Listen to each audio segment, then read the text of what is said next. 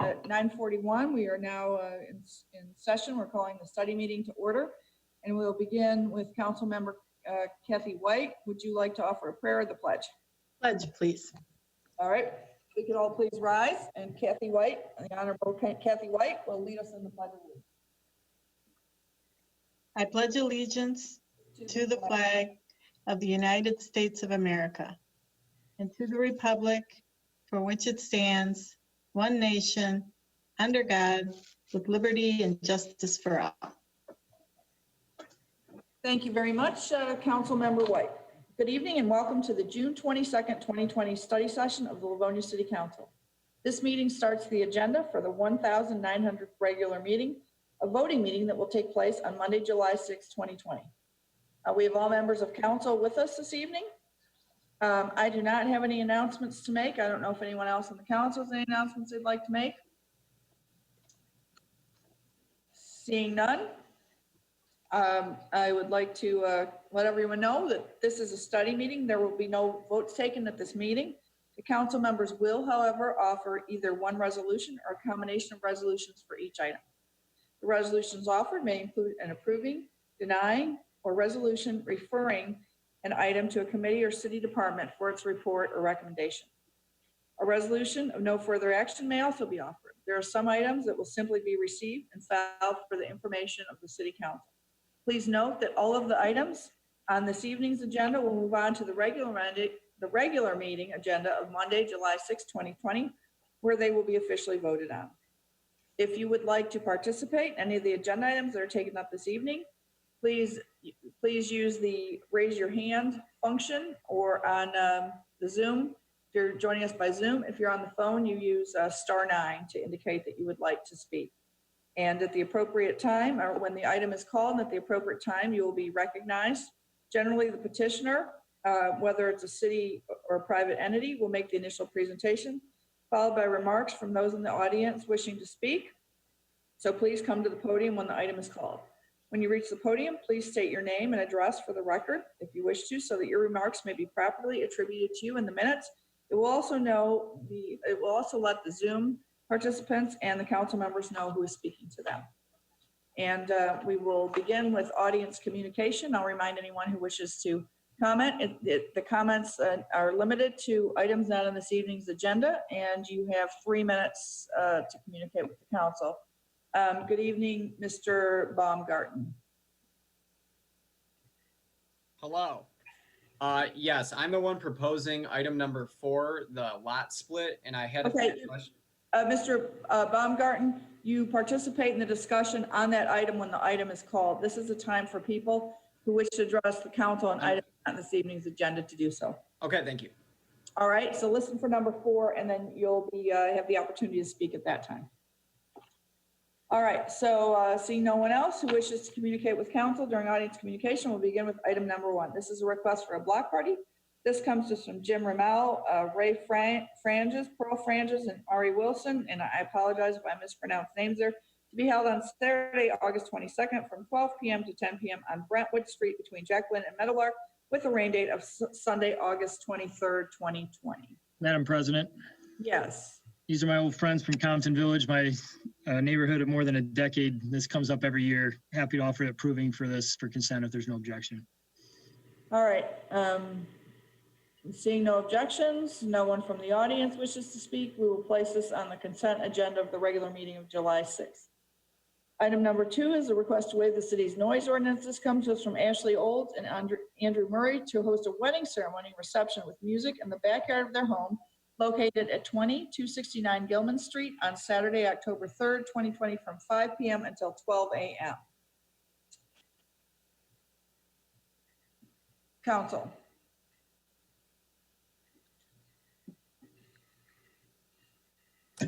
Madam President. Yes, President Barr. Yeah, I reviewed this earlier. I think I just have one question for the petitioner before I offer an approving on this if the petitioner's here. All right. Is the petitioner with us this evening? I see one audience hand member raised. I will go to that audience member. Yes, I apologize. Olaru? My name is Lisa O'Leary. Pretty good guess, though. O'Leary, good evening. Are you the petitioner? Yes, I am. Okay, The sign got put in the ground 5 days ago, and in the very short amount of time, there's 24 residents that live on Henry Ruff Street from Linden down to the Madam dead end. President, this is for a different item. yes. This is for item, it's coming up later in our agenda. I'm not finding Yes. it. Miss, Item 4. yes. We're not on that item yet. Okay, I'm sorry about that. That's no problem. It's confusing during a Zoom meeting. We'll get to item 4 shortly. This is item 2. This is for a wedding reception. I'm looking to see if the petitioners are on the line, and we'd be looking for Ashley Olds or Andrew Murray. I do not see. All right, Madam President, Yes. if they're not here, I will offer approving, but I want to offer it for the regular. And I'll just say for their benefit, my only concern is we routinely approve these things, but this is a neighborhood where the houses are quite close together. And I just want to make sure that there's no issue, that they've checked with their neighbors and there's no issue, which usually that's the case. But I'll offer an approving for the regular, please, and I'll hope that they'll come to the next meeting. All right, and I think we can follow up with the petitioners to ask them to be at the meeting on July 6th. Anyone else? All right, Mr. Barr has offered that, Vice President Barr has offered that for an approving resolution for the regular agenda. Item number 3 is a request to abandon the Ryder Drain. This comes to us from Douglas Boehm of Livonia Comfort Care, LLC, for a drain on property located on the north side of Plymouth Road between Farmington and Stark Roads, 34020 Plymouth Road in the southeast quarter of Section 28. This is Council Resolution 442-18. Do we have a petitioner with us? All right, I see a petitioner with us who's the last 4 digits of the phone number are 7875. Good evening.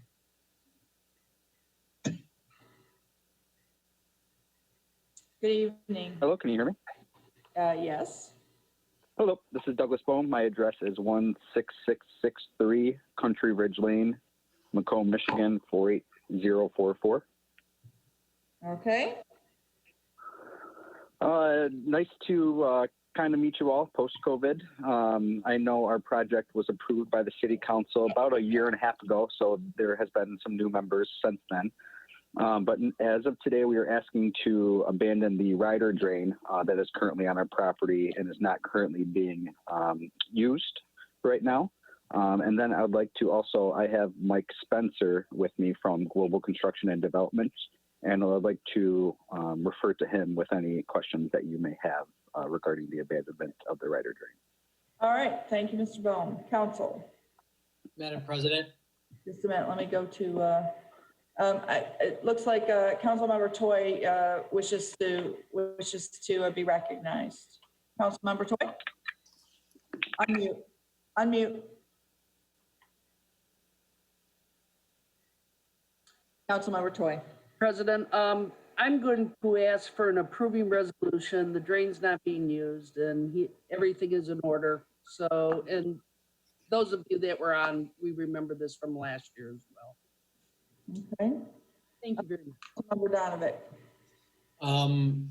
It looks like City Engineer Todd Lazinsick was actually asking to speak, so I'd like to yield my time to him. But one quick note, I've driven by the location multiple times now. It looks like you guys are doing great work there. So from the outside, not necessarily know the inner workings, but a question I was going to have was for the city engineer. Why exactly is this drain being abandoned? Why has not been used? Just a little more information. I'd appreciate it. To the chair, Madam President. Yes. Go ahead, respond.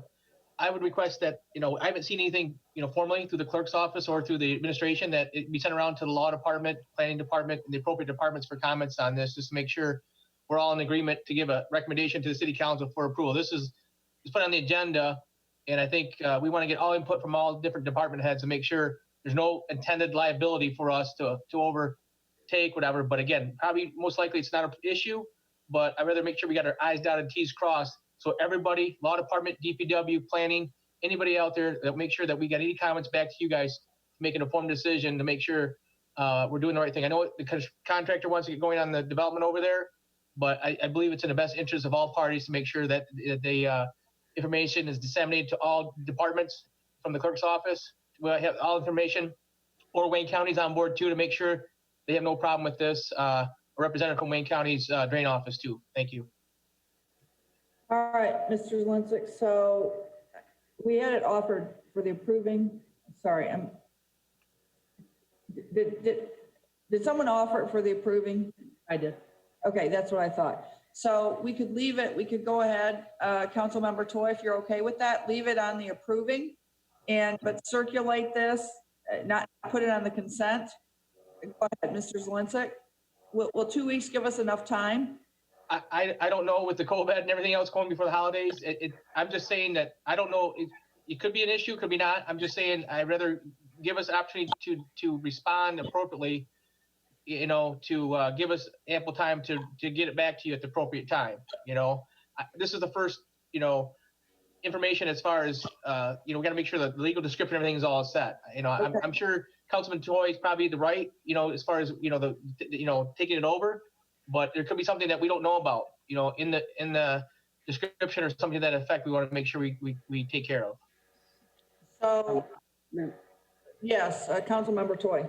Madam Chair, whatever works for Mr. Zalinsik and everyone else, I just didn't want to hold up the petitioner, that's all. But interrupted him. I'm sure you wouldn't either, Todd. So whatever works, Madam Chair, at your pleasure, please direct them. I'm gonna go back to Mr. Zalinsik. Mr. Zalinsik, what would you like us to do? We could go- I allow the petitioner to speak as far as what his time frame is. You know, vacating something is not very easy, especially with Wayne County. You know, to get recorded. So I don't know what his time frame is and what this holdup may encounter. But again, I haven't not officially seen anything from, you know, that usually from the clerk's office would come through all departments, whatever, get disseminated, you know, to make sure that there's no issue. Don's office, as far as there's any outstanding bills or anything like that, I think it'd behoove us to do that. But again, I'd rather hear from the petitioner and see what the appropriate action should be taken, and then we could go from there. But I want to do the right thing for the city and the taxpayers, and probably not an issue, but we'd rather be safe. All right, thank you, Mr. Zalinsik. I'm gonna go to, I'm going to assume that the phone number ending in 1814 is the petitioner. Good evening. Good evening. This is Mike Spencer from Global Development and Construction. I am our operations director. The petition calls for abandoning the Ryder Drain. The Ryder Drain was a ditch that ran across the property that actually drained. There's 7 residents behind our property. To say it's being abandoned in a figurative way. We have a drawing into Wayne County, and I actually thought it came from your engineering department, that we are tying a surface drain on the back side of the retaining wall around our property to facilitate draining the lots to the north of us. We had went around a couple different ways with trying to do that with Wayne or with the county, and this is what we had come up with. The plans are amended; they have been submitted and stuff. But I mean, we're still going to drain those lots behind us, because if we didn't do something back there, you would have a water problem. Right. So, you know, there is documentation and drawings that are already out there on this. Okay, thank you. Mr. Zalinsik? Go ahead. I'll yield to Councilwoman Toy. Does it hold them up? The gentleman explained part of it, but does that hold you up, sir, if I may, through the chair? Yes, ma'am, it does. It's So 2 weeks delayed. isn't enough? Is 2 weeks? It's delayed us over a month already. Okay. The simple fact that until we get the permit from the county, the manufacturer of all the underground structures, all of our catch basins, all of our piping and everything, they will not make anything until we have the permit number. And that's, we're still a couple of weeks out on them making that. So yeah, anything that delays it is putting us farther into fall, which, that just adds a lot of cost to our construction. We have all of our soil, we have all of our soil erosion, all of our permits through the city of Livonia are already in place. So everything's paid. We've got a check sitting there waiting to give the county on it once they give our approval so we can go. Okay, thank you. Madam Chair, back to Mr. Zelinsik, if we may. Yes. Zelinsik, is 2 weeks enough then? Or I think we already asked you that question. But it sounds like the gentleman's going to have a problem with it. I know this development's been going on for about a year and a half, whatever. Okay. So, I'm just asking, he tried the Wayne County route, correct? Yeah. It sounds like he got nowhere, and we're trying to assist in that manner. But again, I got to make sure I have a boss to account to. That's, the DPW director. Is there anything that's outstanding bills on their side or anything that we're taking over for liability that he needs to review one last time? And I guess this wasn't routed to all the departments. It's just put on the agenda tonight. And I think it's in the best interest to make sure that whatever information is on here, we route to all the departments. Okay. And if you want to keep the approving until July 6th, I have no issue with that. But if there's a problem, he's got to realize that it may not be approved based on information that's forthcoming by July 6th would be, I think, beneficial to all. All right, so does the petitioner understand what we're saying? We will keep it on as an approving on the regular agenda for July 6th, and we will get all the reviews and information we need to have. If we don't have those things by July 6th, we'll make every effort to do so, then we will not be able to approve it at that meeting. Let me go back to the attendees. Let's see, we've got, is that correct, Mr. Zelinsik? Yes, thank you. Appreciate it, Council President. We've got audience phone number 7875. I think this is Mr. Boehm again. Correct, yes. So if I'm understanding correctly, do you want us to reach out to all the department heads, or do you want Mr. Tormina at the planning department, because I know he's aware of the situation, to conduct sorting out all the department heads? How would you like us to go about? I think we'll do that. We'll do that on our end, but we'll be in touch with you if we need any additional information from you. Mr. Tormina and Mr. Zelinsik, is that satisfactory? I believe, again, the information shall come to the clerk's office, routed to each of the departments, whatever information was given to them to put on this agenda. I don't know so everyone has the same information, so we all can look at what's going to be abandoned. I know an email has been sent out, but something formally that we can have and look at that's official, whether it's from Wayne County or from the petitioner. I want something formally that we can look at and review all departments. So Mr. Zelinsik, then the petitioner still needs to give us some additional information? Is that what you I don't know what was received. That's the problem. I don't know what. Okay. So we need to talk to the clerk's office tomorrow, find out what we have, and then figure out where the gap is. Madam President, if I may. Please. Yes, that information should be routed through the clerk's office and then distributed to the departments as mentioned by Mr. Zelinsik for the review. We do need to see the plans in order to respond back to council in terms with a recommendation. So that's what I guess that's what I'm asking. Do we have the plan somewhere in the? We did. I do not. Again, that should be sent to the clerk's office and distributed. Okay. So thank you, Mark, for that answer. So to the petitioners, we need plans to the clerk's office so those can be circulated to all the appropriate departments and entities in the city. I do not have any plans here in the clerk's office. Okay. So to Mr. Boehm, who just asked the question, is that clear? So you should, as quickly as possible, get the plans to the clerk's office. Mr. Boehm, 7875, please go ahead. Yep, I understand. And we will get those over to the clerk in the morning. All right, great. And then we'll get those circulated. We'll do our best to take this up at the July 6th meeting. Okay, thank you. All right, thank you. With this, now we'll move on to item number 4.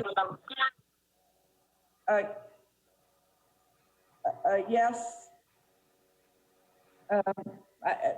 Just a minute, Mr. Baumgarten. Let's go through the presentation of the item first.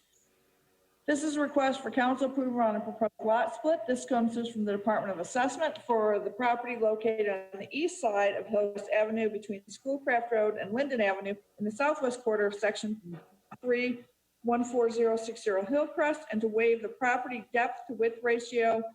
And this is tax item 46-091-01-0022-000, and this is petition number 2020-03-LS-02. At this time, Mr. Baumgarten, would you like to address the council on this issue? Yes, hello, can you hear me? Yes, we can. Okay, so I am the property owner of the proposed Hillcrest lot split. I know 3 other properties that have performed this lot split. The most recent constructing in 2015 at 14341 Henry Ruff. I have the notice signs put up, and I just have 3 questions about this before we go ahead. I plan to put in a sewer. So does the lot split request include an easement down the south side of the lot? If not, where should I go to obtain this? I need to defer to the administration. I'm not sure who should handle this, or if we need to get that information back to the petitioner at a different time. Okay, that's my first question. My second one is a variance with the ZBA required to start construction on the new lot. Mark, I'm going to ask you if you would, Mr. Chairman, to address that. Yeah, so the question of first regarding the easement, that's something that would be reviewed at the time permits are submitted by both the inspection and the engineering departments. So providing the necessary leads from Hillcrest over to the buildable portion of the site, that's the detail that would be reviewed at the time of permitting. With respect to the variances, if we're speaking strictly about the lot width and depth issues, that's something that is within the purview of council. Any setback variances that might be needed in order to construct a house on the proposed building site, that would have to be handled by the Zoning Board of Appeals. But the lot width and the area is something that council can waive with the 2/3 majority vote. Okay, so just to clarify, yeah, my questions were about the variance to start construction and what the setback and building dimensions are currently of the lot. So the setback and building dimensions, that would be with the ZBA. The variance, correct, Mr. Chairman? So yes, that's correct. If the house, we don't have plans showing where the house would be located on the lot. If it cannot meet the required setbacks, then that's something that the Zoning Board of Appeals would have to take up. Okay, that's pretty much all my questions. And do I need to keep the notice signs up until this is voted on in the July 6th item if it were to pass today? Yes, you would have to keep that sign on the property. Okay, yeah, I just want to, basically, I want to gear this up so that I have the ability for someone to build on it for it to split. And I'm using the precedence of the recent lot splits and construction on the other properties to go ahead with this. And I just want to do what has been done in the past and just mirror what their setback and construction dimensions were. That is all. Thank you. Thank you. Council member Jacquelyn, then Council member Donovan. Thank you, Madam President. Just to follow up with what the petitioner just said, I think we need to make a note of saying that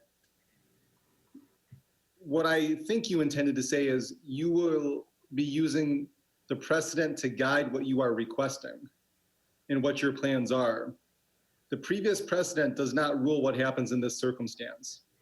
Please note that the decisions at hand will be made independently given the facts that are before us at this time. Precedent in regards to other decisions made has no bearing. We can look to that as advisory. We can look to draw some kind of conclusion here. But in terms of precedent, we're not bound by any precedent. Please understand that. Thank you. Thank you for that clarification, Mr. Jelly. Councilmember Donovan. Thank you, Madam President, and thank you, Councilman Jelly, that answered a few of my questions. I appreciate that. To the chair for Mr. Tormina, the petitioner did mention some past homes that have been built. Those homes that have been built that are similar to what he is petitioning, asking for, are those still RUF or were those rezoned to R3 or R2, et cetera? Yes, it's a good question. So there are roughly 21 lots that are located along the west side of Hillcrest between Linden and Schoolcraft that are similarly situated. Of those 21, there are, I believe, 5 that have been split. The history of those splits, some of those were done many years ago, while a couple of have been done more recently. 2 of those 5 were rezoned to R3. So the majority of the area is still RUF along the west side of Henry Ruff. Again, these are double frontage lots. They were platted that way back in 1949. Over the years, the majority of those lots have been retained in their configuration as they were originally platted. But what we've seen over time is a handful of these be split in half, some of which retained the RUF zoning, other were rezoned to R3. The 2 that were rezoned to R3 were done in 2010 and 2011, respectively, I believe. And those are further to the north of this property by several lots.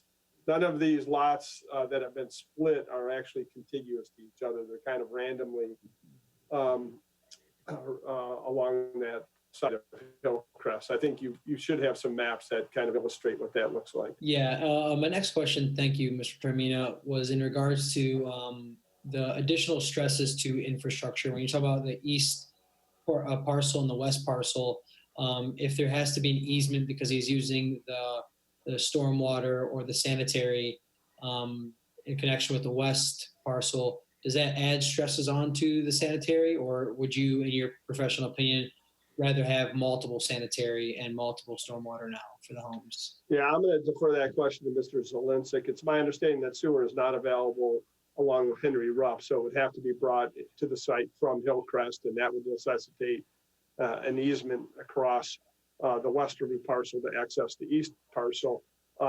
Whether or not that presents any stress to the system, that's a question for Mr. Zelinsik. Thank you, Mr. Termina. I appreciate it. Thank you, Mr. President. Mr. Zelinsik, do you wish to address that? I think Mark handled it beautiful. Again, we won't know until we get the plans in there, but obviously either easements have to be provided and or way of the sewer extensions, and that will be commented on with the proposed plan itself. But obviously, sometimes the cost may exceed the improvement value there, and we'll see what happens. But again, we'll work with the with all developers the best we can as far as giving them options, and then they figure it out and come back to us. All right, Councilmember Toy, and then Vice President Barr. Thank you, Madam President. It's not real clear to me. Is this gentleman splitting the lot for his own use, or is he selling this lot if he can get it split? Mr. Baumgartner? Yep. Can you hear me? Yeah. So yeah, I have someone who's actually the builder who constructed 14341 Henry Ruff. I'm in talks with him, and he has desire to purchase this to build a similar home. So I just wanted to do what he had done, and I understand that it's not It's not based on precedence. I'm just looking at what was done in the past to help guide me through this. Okay, And- so you're not gonna own the lot then, right? No, I mean, okay, so you're gonna market it. Okay. correct. Thank you very much. Thank you, Madam Chair. Thank you. Vice President Barr. So a question on the zoning. So since this petitioner is just looking to do the split, if this were to be rezoned to R3, would that come later? I guess I'm asking Mark, or is that something we need to consider now? It seems to make sense to me that this would be R3, similar to some of those other homes, just based on what's across the street on Henry Ruff. But is that not even a question right now? That would come later? You know, I think that's really, it is a question right now, is whether or not it's appropriate or would be more appropriate to have the property rezoned as opposed to keep the RUF zoning with the deficiency as proposed. So what would, go ahead. No, I'll just let you know that, again, just to, some of the numbers that we're dealing with. So the RUF requires a minimum land area of 21,780 square feet. This lot as it exists today is about 23,900 square feet. So divided in half, you would have two sites, about 12,130 square feet in the area. So approximately half of what is the minimum required for the RUF. And I think that was one of the reasons, you know, in the past, the Zoning Board of Appeals rejected variances back when they had the authority to review these lot width and lot area petitions, and it only left one choice for the builders of those lots, and that was to seek the rezoning, which was done in those two cases. So I'll just point that out. A decision, your decision tonight should be whether to grant the relief, which you have the authority to do, or instead reject this and give the petitioner the option of seeking a rezoning. Because I guess, Mark, what, why not rezone this to R3? You know, the awkward part of that is the pattern that gets created as a result. You know, if you look at the map, you can see what's resulting from these this piecemeal development along the west side of Hillcrest, if you will. So what it does not represent is a very cohesive pattern of development along the road and zoning for that matter. So again, it's addressing kind of a singular need for each one of these property owners as they get developed. So that's the awkward part of all of this. But then again, it's a double frontage lot, so that in and of itself is somewhat unique. But like I said, it's been around since 1949. Well, I think we see a trend here. I mean, it's maybe a trend developing over a long period of time, but I think it's likely we'll see more of these. When I say we, I say the city of Livonia. It might not be while we're sitting here on this council, but and if we were designing or we were planning Henry Ruff from scratch, these would be R3 lots. That's what's across the street. Yeah, I will point out, just if I may, is the road has limitations itself. It does not, you know, continue through, and it's got, I think, and Todd can correct me if I'm wrong, but I don't believe it has a full cross section all the way down to this site. So there are some infrastructure limitations with respect to the road in this area. Meaning, what, with an R3, it would require a wider road? Is that what you're implying? No, if you have, with additional development, should come the appropriate infrastructure to handle these, to handle the lots. So if the thought is it should be R3 all the way down Hillcrest, and all of these lots conceivably could be split and developed in a similar manner, then we would have to have the infrastructure to support that. Yeah, well, and I don't think we even have that option available to us, right? Because those are all individually owned, and they would have to be petitioned for rezoning. We can't just sweep in and say we're going to make this R3. The zoning, actually, there is a mechanism that could allow the city to initiate a rezoning of that property. It could be done either way, by the homeowners or by the planning commission or city council for that matter. So there is the means to do that if that was desired. Okay, so fine, I'm not suggesting that we do that. So if we were to approve this, then that approves all the variances that they're asking for, as well as an RUF lot split, and they can move forward. If we don't approve this, they would have to go to the zoning board of appeals. Is that right? Help me out again. No, actually, so if you approve this in its current form, then the builder would have to construct a home that met all the setback requirements. If not, they'd have to go to the zoning board of appeals. If you reject this, then their only option is to seek a rezoning. And I think under that scenario, you know, the setback requirements are much less, so it'd be much easier to develop the site under the R3 zoning. Now, I'm not aware if there were setback variances granted for either of the other lots on this. That's something we didn't investigate. Bear in mind, you've got a 50-foot front yard setback requirement and a similar rear yard setback requirement. So with a lot depth of only 127 feet, that starts to put, you know, that limits the depth of the building envelope on the site. Now, does that mean that, you know, they can build a 27-foot deep home? Probably, you know, that can be done, but, you know, I don't know what the intention of the builder would be in this case. So if we reject this, then their next action would be to come back with a petition to do a lot split and rezone it to R3. Yeah, it would be a rezoning and then followed by a lot split. That's correct. The downside of that from our perspective is just that we've got weird looking zoning on the street. We've got these scattered pockets of R3 among our UF. That's basically the downside. Yeah, you know, that's probably the only true downside at this point in time. I mean, it's been done in 2 other instances along the street. Now, Mark, I know you are always good about deferring to council, but what I'm hearing is it makes sense that this would become an R3. Am I missing something? Is that what, I'm just going to ask you, is that what you would recommend? Well, I've had this discussion with Mr. Fisher in the past, and I know he supports the zoning over, the change of zoning over the lot split, simply because it then creates conformity under the zoning rules and laws as opposed to nonconformities. Even though they're lawful nonconformities, they're nonconformities just the same. And you know, from a purist point of view, like Mike often is, you know, I kind of support that notion. Well, I know the petitioner's still with us. I want him to hear this. I have no problem with the lot split. I'd like to see it rezoned to an R3. Therefore, I'm going to offer a denial of this. Okay. I see that Mr. Jolly and Mr. Donovic both wish to speak. Do you wish to speak before we go back to the petitioner?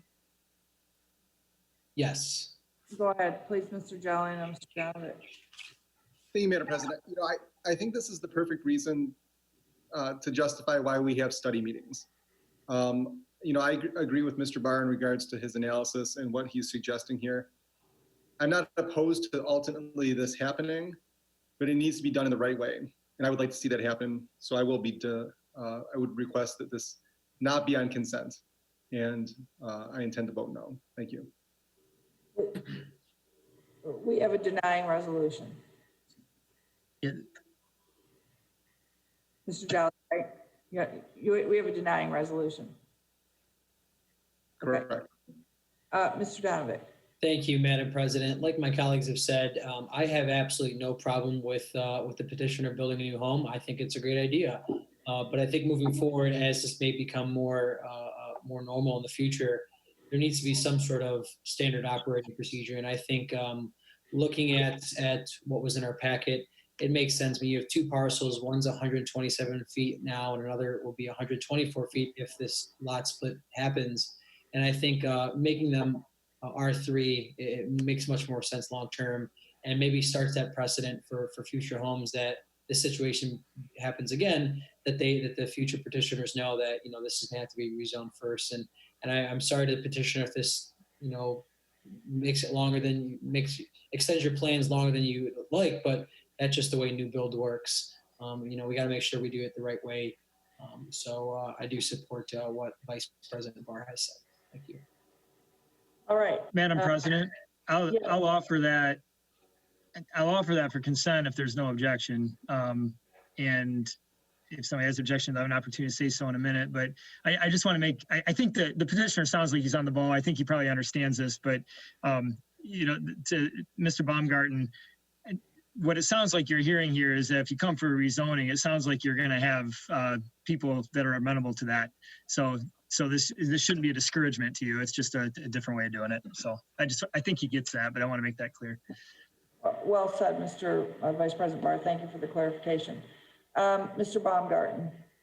Yes. So yeah, I was talking with Kathy Cedarlet at the Assessor's Department, and she's the one who guided me down this path of doing it with a rural urban farming split.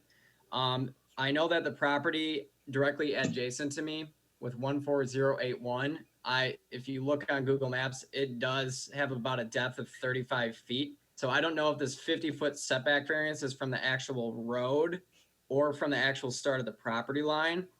Because if they did it with rural urban farming, then the building dimensions are what I need. But what I don't want is I need to do that and then get another petition for a setback variance. I'd like to do this with the fewest decisions as possible.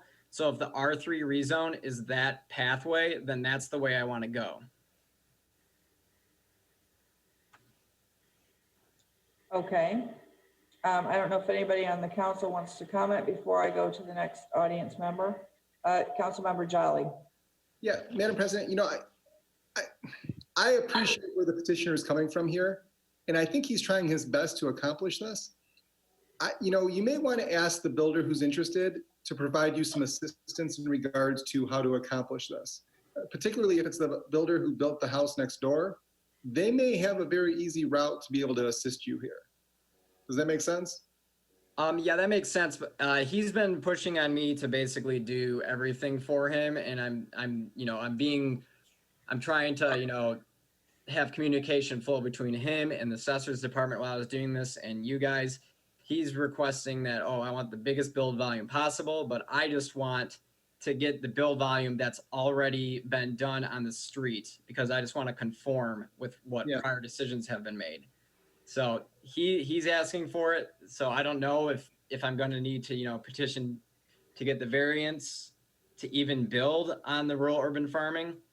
But if the R3 rezone is the way I can go, if it takes a few more weeks, that I'm totally fine with that. I just want to do it so that as soon as the lot splits, that I already talked to a contractor to run a sewer down the side of my yard, and that plumber said he's going to get the permits necessary to get the easement and run that there for the sewage.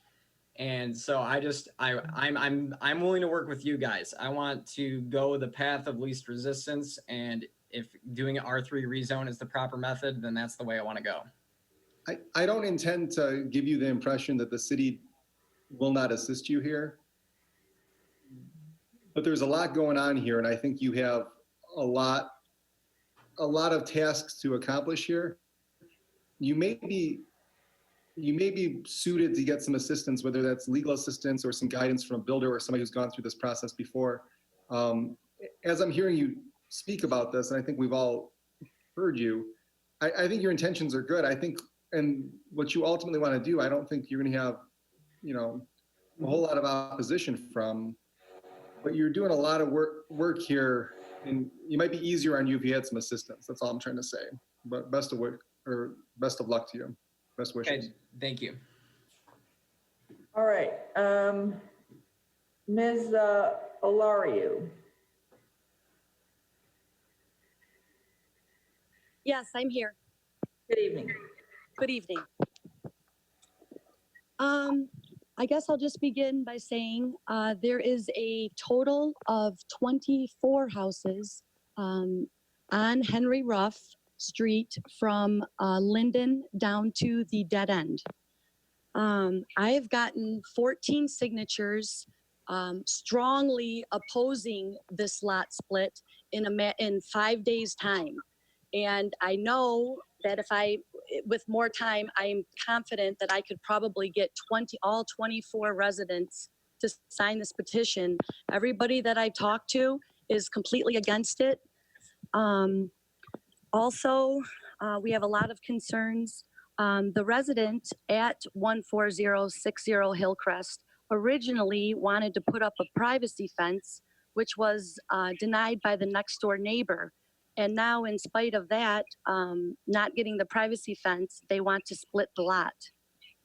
The other people on this street that did get their lot split, I believe 2 of them were grandfathered in, and 3 of them had to prove hardship in order to split your lot like that. But basically, I'm pretty sure that I can get every single person on our street to strongly oppose this. Also, I already have 14 people that signed the petition.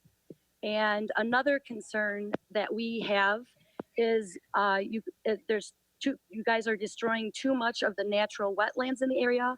We have a very quiet street. People with lots of wildlife, people bought these homes so that for the dead end area and the wildlife.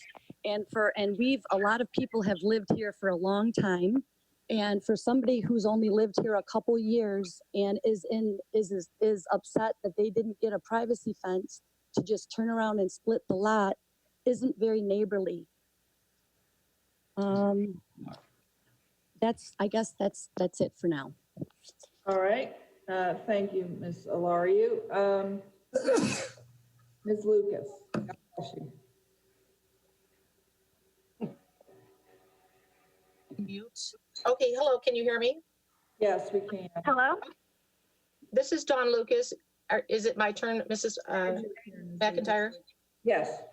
Okay, yes, thank you. I live on Henry Ruff Street, and I'd like to give some of the newer council members a little history here. The entire 2 blocks, as Lisa said, of residents from Linden to Schoolcraft have come before City Council a handful of times, but we've had to do this over the last 20-some years. And everybody that goes has been opposed to this except for the petitioner asking to split the lot. And one of the main reasons, and I'm glad a couple of people just referred to the infrastructure, you need the infrastructure to support this.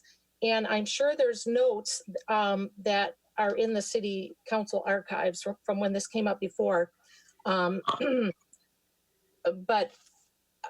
there were some problems, and the people on Hillcrest had to come and point out. One woman behind one of the 2 houses that did push this through, one of the Hillcrest neighbors had to come and point out that she has pools of water and sometimes flooding anyway, and she said that the sewer lines and the water mains wouldn't support this, and all kinds of city people had to get involved. You all might know about that. But I just want to make sure that the infrastructure will support new housing, because we were told that it would not. And another thing, our electricity goes out a lot, at least twice a year on this street, sometimes for up to 5 days. And we've had to throw freezers full of food out. So Edison came a couple years ago and put, heavy duty lines across from our house, our view. It's the backyard of the Hillcrest. But I don't see how this is going to be in somebody's front yard if you go ahead and approve this house to be built there. But most of all, our concern is that as somebody just said, the road itself on Henry Ruff had limitations, and we just had our street kind of paved to a 2-lane road from a 1.5-lane road, and I believe it was to accommodate the other house that was built there. But the main thing is, we've all come to City Council and said we don't want Henry Ruff Street, which is a dead end, opened up to accommodate these new houses. We have two schools on our street. There's Roosevelt on Linden, and there's Riley on 5 Mile. And we live on a dead end street. But if you start putting houses here and you have to open this street up, we had the pastor from the church on Schoolcraft come personally and talk against putting this open. I know my time's running out, but we don't want that road opened up. Everybody already came and told City Council that. Even the school administrators said that would be a disaster. So of those 2 houses that were put up, there's no cohesion, there's no uniformity. It's mishmash. You got a ranch, you got a big lot. A lot of people on Hillcrest have said they don't want to build on, they like their big lots. They don't want to build a house on it. So you've got a ranch that was forced in there by deception, or the two-story was a deception. Everybody that does this moves. They don't stay in their Hillcrest house. So you put up a two-story house on Henry Ruff, and it's looking down on the ranch on Hillcrest, and both of them have such short backyards now that nobody's happy. And the people on Hillcrest sell their house and sell the piece of property to have it built on. So it's a money grab. And from our view, like I said, there's no uniformity. You have a ranch, you have a large lot of a person that wants to keep their backyard. Then you got a two-story. Then you have all land. And now this Mr. Baumgarten, so he's going to squeeze in another house right next to the freeway, and it's not uniform. And Thank you. I think we understand what you're saying. Very helpful. I have some more points, but I know I'm out of time, but I think I got most of the main ones in. So thank you for listening. Okay, thank you very much. We'll go on to Mr. Miller. Good evening, Mr. Miller. Yeah, hi, thank you. I just really had one concern, and that was I didn't want I live on Henry Ruff. Okay. And I did not want Henry Ruff opened up to the highway because that would create a lot more traffic. All right. I'm Mrs. Miller. I think, you know, if this house. Wait, who's speaking right now? That was my wife. Oh, I'm sorry. That's fine. I didn't understand who. I thought we had someone else who hadn't been recognized. I do need to ask your wife to be recognized separately if she'd like to speak. So would your wife like to speak? Yes, if I may. Yes, please.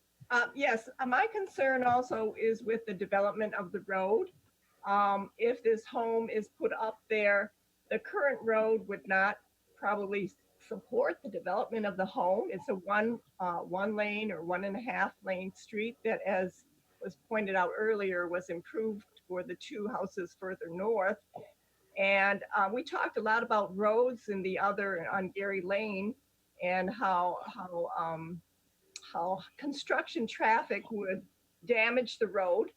And I think building a home, the construction traffic would damage Henry Ruff, and then we'd have to be back to square one to have to improve Henry Ruff. So I don't really see, we love the quiet. I just walked down there today and it was so nice and peaceful and quiet. And we really don't want to see this street have to be opened up to, you know, to prevent our enjoyment of the neighborhood. All right. Thank you, Mrs. Miller. All right. Next, we go to Mr. Is it Weirick? Mr. Tim Weirick? Yep. Tim Wyrick, 14168 Henry Ruff Street. You know, basically everything that my neighbors have just said are reasons why we shouldn't do this. I've been here for 20 some years, and we've had problems with people wanting to develop, and exactly what was said. They sell the lot, build a house, then they move out. You know, we're left with everything else. This hodgepodge development, you know, a street that can't support it. I mean, we like our street the way it is. I don't see why it can't stay. I don't really know why we need to put more houses there just because somebody wants to make a buck out of it. Okay, and at this point, just so everyone understands, what we have offered is a denying resolution. Okay, we have a denying resolution on the floor right now for the consent agenda. So the denying would mean that this proposed lot split would be denied. Okay. All right. Thank you. Thank you very much, Mr. Wyrick. We'll return to the petitioner, Mr. Baumgarten. Yes, hello. Yeah, I'm sorry. I did not mean to inflict stress on anyone in this request. I just like to make a point. I did not request to put up a privacy fence. That is, Okay. I don't know where that came from. And I have no intention of extending Henry Ruff all the way to Schoolcraft. Those are unrelated. Okay. All right. It sounds to me like, maybe some conversation with your neighbors to help clear up these misconceptions would be helpful. Thank you. Thank you very much. All right, so we have a denying resolution on consent. If there are no objections, we will continue and have the denying resolution on the consent agenda for the July 6th meeting. All right, seeing no objections, that's denying resolution for the lot split on the July 6th consent agenda. Thank you. Item number 5 is a request to approve a new lease agreement for Fox Creek Restaurant. This comes from Parks and Recreation with increase in lease payments for the first 5-year term and 2 options to renew for an additional 5 years each. Mr. Davis, good evening.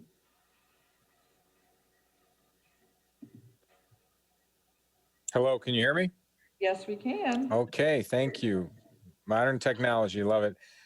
Thank you, Council President. Yes, we are asking the City Council to concur with the Parks and Recreation Commission. They passed a resolution at their last meeting asking for an extension of George Murphy's doing business as Coach's Corner for 3 5-year options.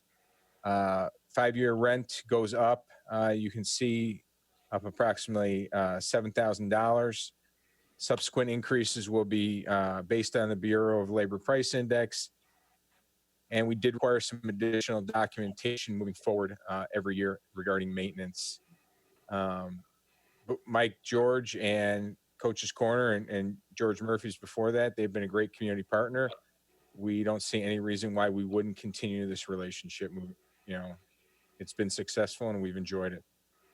I'd be happy to answer any questions council might have on this. Madam Chair, Yes, Council Member Toy. I'll ask for an approving resolution. Would you like that on consent? I guess, does it have to be on consent? Doesn't have to be on consent. It's your- Okay, whatever, doesn't matter. I don't think, unless law thinks we better put it on a regular. I think you can put it on whichever one you want. Okay, we'll put it on consent. All right, on consent agenda. Thank you very much. Thanks, Ted. Mr. Davis. Item number 6. This comes to us from the Livonia Housing Commission. This is a request for an award of bid for the Glendale Archery Range project to be funded by the 2019-2020 CDBG, known as Community Development Block Grant Program. And this is Council Resolution 178-1. Ms. Isaacson, I believe I saw you on the line. Are you still I'm here? Can you hear me? You sure can. Okay. Well, I'm here to request approval to award the Glendale Archery Range project to Genoa Contracting LLC in the amount of $50,625.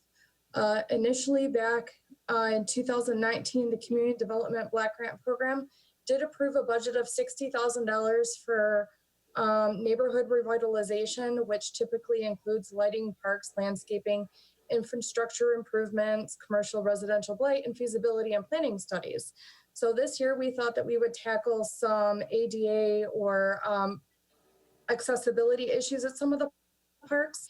And currently at the archery range, the accessible paths are made of mulch and dirt.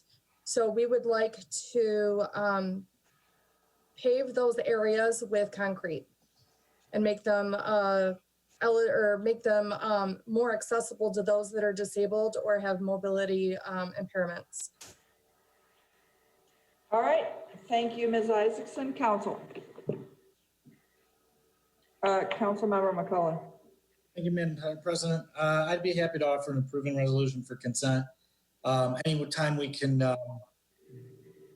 pathways and we could obviously use ADA, especially in the archery range. It'd be nice to maybe even advertise more. I don't know how many in the community actually know that that exists off of Glendale. So this is a good enhancement and something. All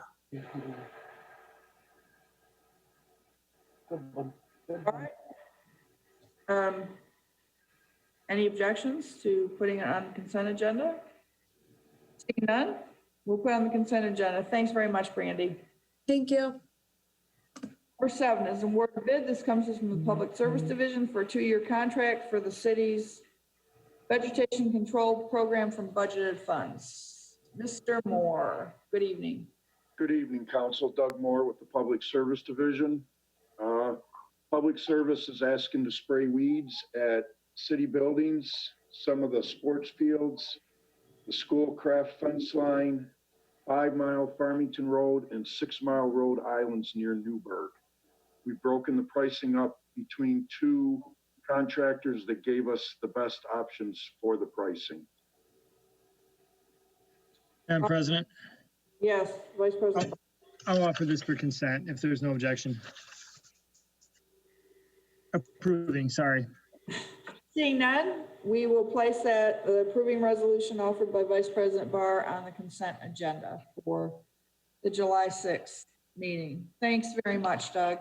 Thank you. Have a good evening, Council. Thank you.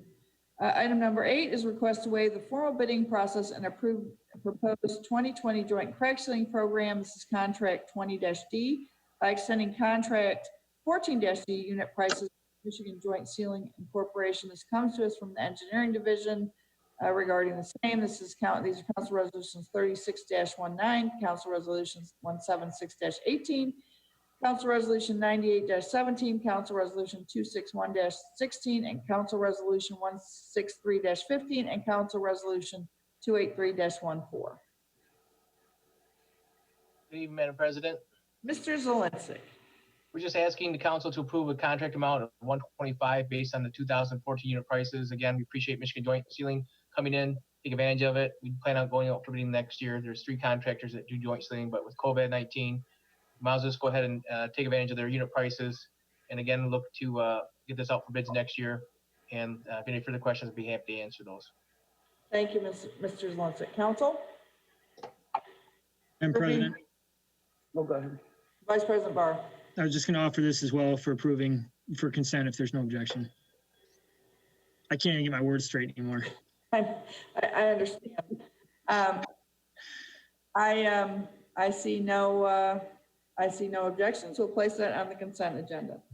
Item number 9 is a request to waive the formal bidding process and approve additional expenditure. This comes to us from the Engineering Division for the 2019 sidewalk and pavement replacement for water main breaks.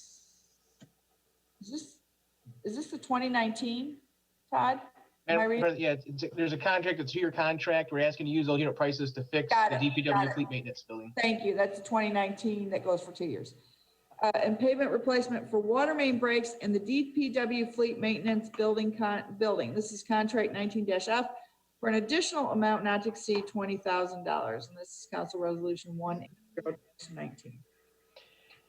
Yes, so as you know, we had $40,000 earmarked for repairs around the DPW building. Luckily, the DPW Roads Division was able to do some work behind the building with their own forces for a generator pad. So that saved some money, obviously, in-house. And we cut the budget from $40,000 to $20,000 to do just the thresholds in front of the bay doors in front of the fleet maintenance building. A lot of them have been rotted out. We want to make sure the doors closes properly. Now is the time to get that done before fall, when they have to get the leaf equipment out, get everything all changed over, and for snow. So we're asking for your approval in the amount of $20,000 to have Joe Rotundo Construction Corp do that work now, most likely in the summertime here before winter and fall sets in, to go ahead and get that taken care of for our friends at the fleet maintenance building for all the efforts and work they do to maintain our vehicles. Wait a minute, Mr. Zalinsik. We're on the 2nd day of summer, and did you? Sorry. The white stuff. Right. Are you doing your back to school shopping right now? Because it's summer and you just told us we need to do this before fall and winter. Anyway. Well, you got your haircuts, right? It's all set. Now you need your clothes to go with the new wardrobe, with the hair. All right. Council, do I have some direction before taking action before the harsh winter winds set in? Councilmember White. Yes, I'll offer approving on consent if there's no objection. Madam President. Vice President Barr. I only have one question. I don't think I have an objection, but just the we talked about there was $40,000 budgeted for this that's been reduced to 20. Is this just not costing as much as we thought, or has this somehow been cut back? We decided just to do 18 feet outside the door instead of doing the entire area. So we're just trying to make sure we enclose the doors properly and do what's necessary in front of that bay door for that. So part of it was some was done by work in-house forces, and some of it was reduced because we just limited the limits of construction. All right, no objection, thanks. All right. So we have that offered on consent, correct? By Councilmember White. All right. Yes. Councilmember Toy. I'm sorry, before, the hour is getting late, I know, but before we leave the agenda for this evening, on number 6, where Brandy spoke about the archery, if I may, real quick, and Ted, I just wanted to compliment them on paying attention to our community with the disabilities. I come from a family where I had a brother that was disabled his whole life. And that is just so important to families and those individuals. And I want to commend both of them for thinking outside, you know, the lines and drawing outside a little bit, because that'll put our city on the map a little bit more too, and be leaders again. So thank you to them, and thank you to all of you that'll help, you know, sponsor these types of things for our folks that are, you know, less able physically, emotionally, and mentally to guide their way in life. So we really appreciate it. Thank you. Thank you. Anyone else from council before I go back to the audience one final time? All right, I'll go back to the audience. If anyone would like to communicate with council on audience communication. Seeing none, we are adjourned at 10:48. Good night, Livonia. Thank you very much, cable TV. Thanks to everybody, and thanks to everyone who hung in there with us.